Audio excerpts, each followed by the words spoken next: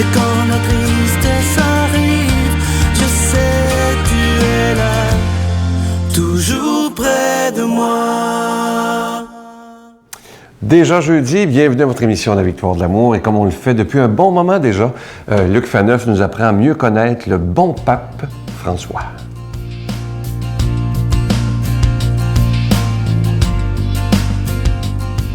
Bonjour, merci d'être là. On marche sur les pas du pape François, n'est-ce pas?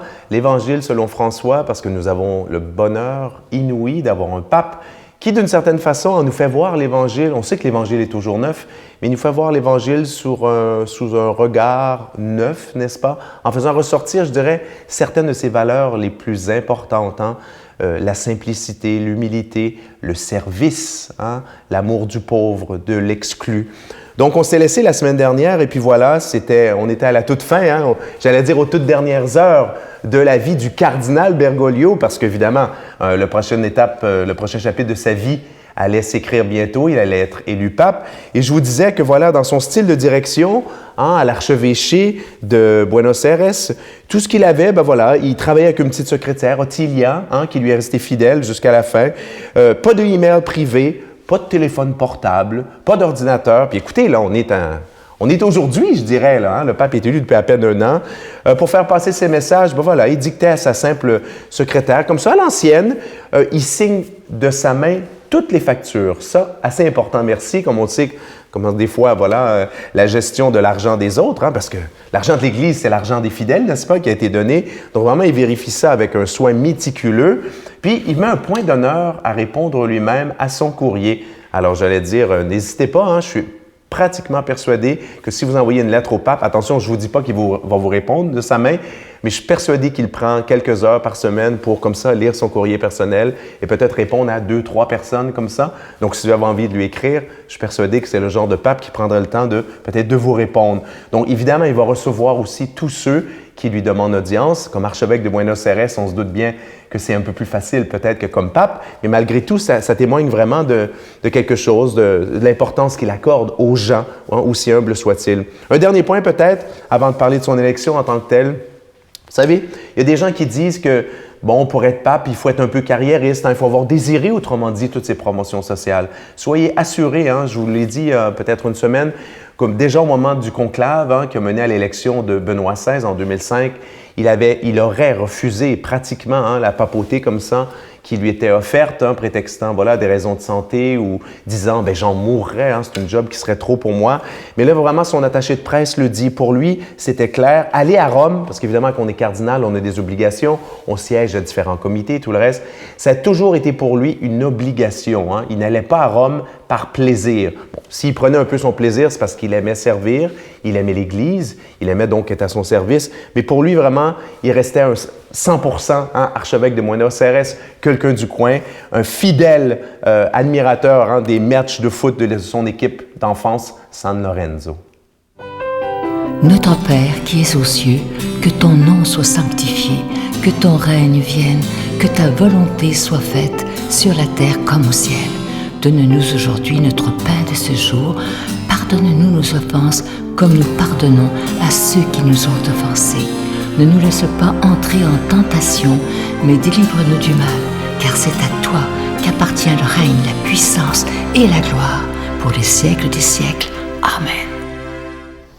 Je vous en parle depuis déjà quelques semaines de mon nouveau bébé, comme on dit souvent, ce nouveau livre que j'ai eu beaucoup de joie à faire, qui s'intitule « Le psaume 23 », une prière puissante. Vous savez à quel point je vous ai parlé souvent du psaume 23.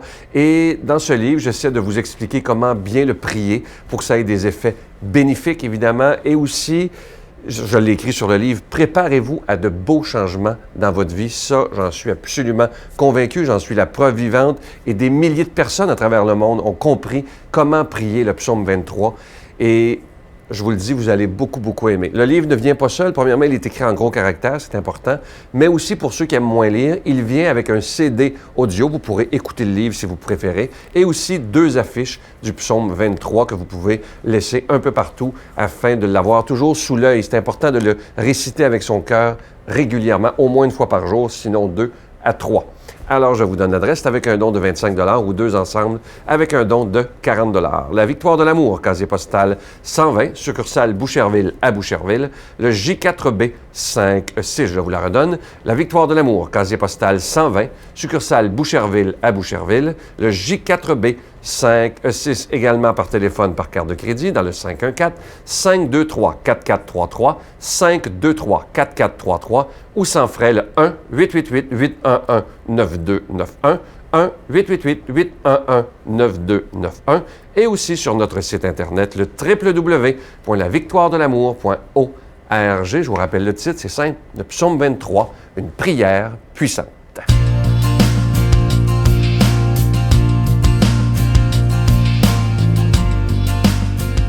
Mon Dieu, donnez-moi la sérénité d'accepter les choses que je ne peux changer, le courage de changer les choses que je peux et la sagesse d'en connaître la différence.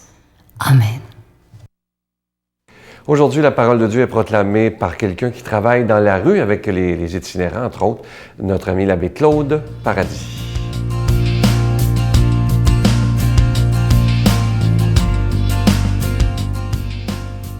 Alors bonjour à vous tous, et cet évangile de ce matin, elle est selon Saint Luc. Vous savez, chaque évangile, c'est un peu comme une page d'amour, une lettre d'amour que Jésus nous envoie personnellement. Alors on va entendre sa lettre de ce matin, sa lettre d'amour.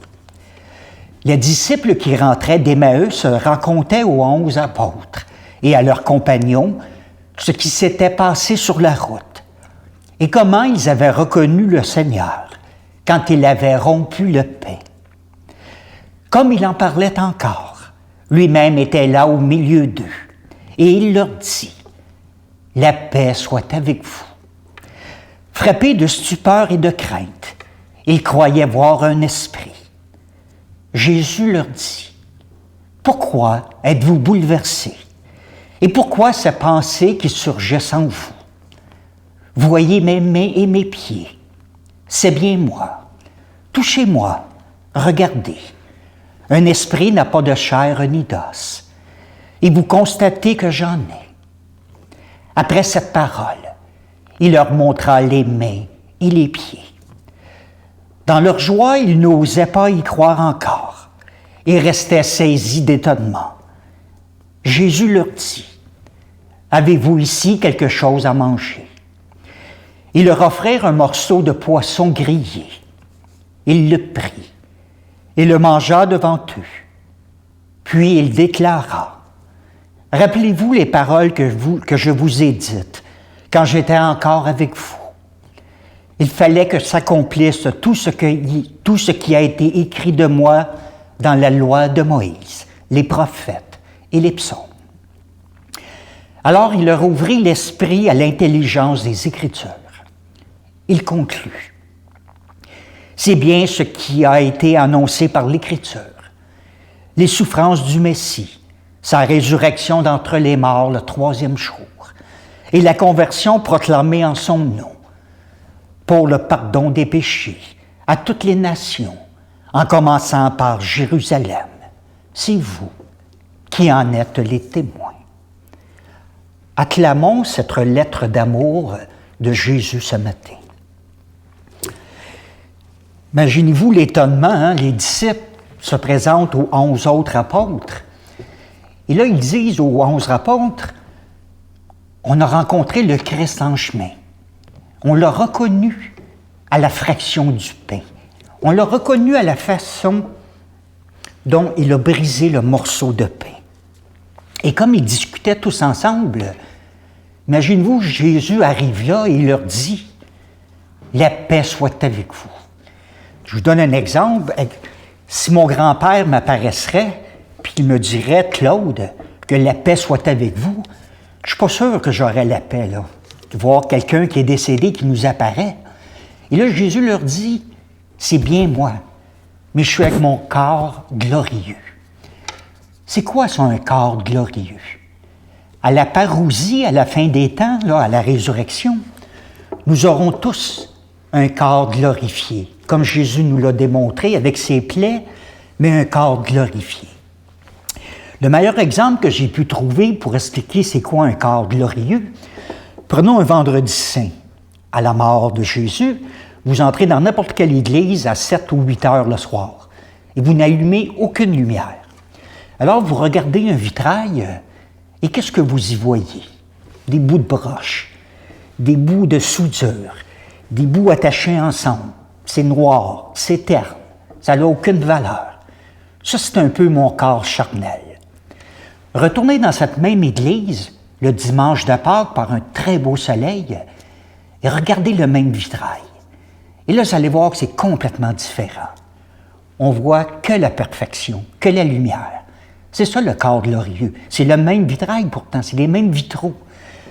Un est éterne, l'autre est resplendissant de lumière. Alors c'est ça qu'on est appelé nous aussi à vivre dans notre vie, cette lumière. Puis ce n'est pas pour les spécialistes, hein, c'est pour chacun d'entre nous que Jésus nous dit à la fin de cet évangile, « Soyez mes témoins ». Je vous donne un exemple. Alexandre et Jérémie, 2 enfants. Alexandre doit recevoir une greffe, une transfusion de sang, et le seul qui est compatible dans la famille, c'est le jeune Jérémie.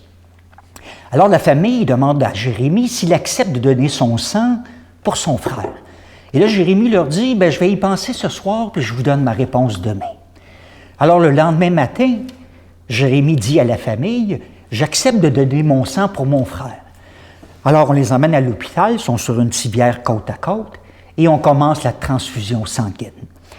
Après quelque temps, Jérémie demande à l'infirmière, « Il reste combien de temps? » L'infirmière lui dit, « Il reste à peu près 30 minutes peut-être. » Et là, Jérémie dit, « Ah, il me reste 30 minutes à vivre. » Imaginez-vous dans son esprit d'enfant, en donnant son sang, il était sûr qu'il était pour en mourir, mais il a décidé de donner son sang pareil pour son frère.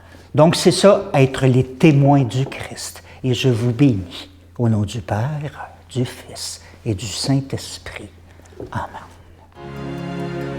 Je vous salue Marie, pleine de grâce. Le Seigneur est avec vous. Vous êtes bénie entre toutes les femmes, et Jésus, le fruit de vos entrailles, est béni. Sainte Marie, Mère de Dieu, priez pour nous pauvres pécheurs, maintenant et à l'heure de notre mort. Amen.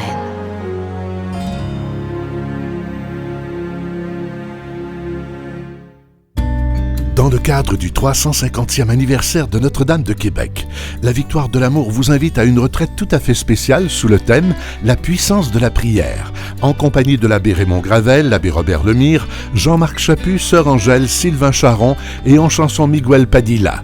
La retraite aura lieu à l'hôtel Hilton, situé au centre-ville de Québec.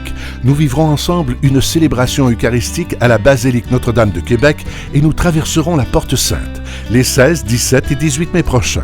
Réservez rapidement avec Voyage Intermission au 514-288-6077 ou sans frais au 1-800-465-3255. Venez vivre une fin de semaine remplie de paix, d'amour et de joie. Une belle pensée ce matin. Je vous parle souvent à quel point c'est important de dire merci. La gratitude, c'est tellement, tellement important. Et moi, je crois, et Saint Paul le dit, plus on dit merci, plus on reçoit dans la vie. La pensée, elle est celle-ci. Si la seule prière que vous aviez faite pendant toute votre vie était simplement merci, cela suffirait.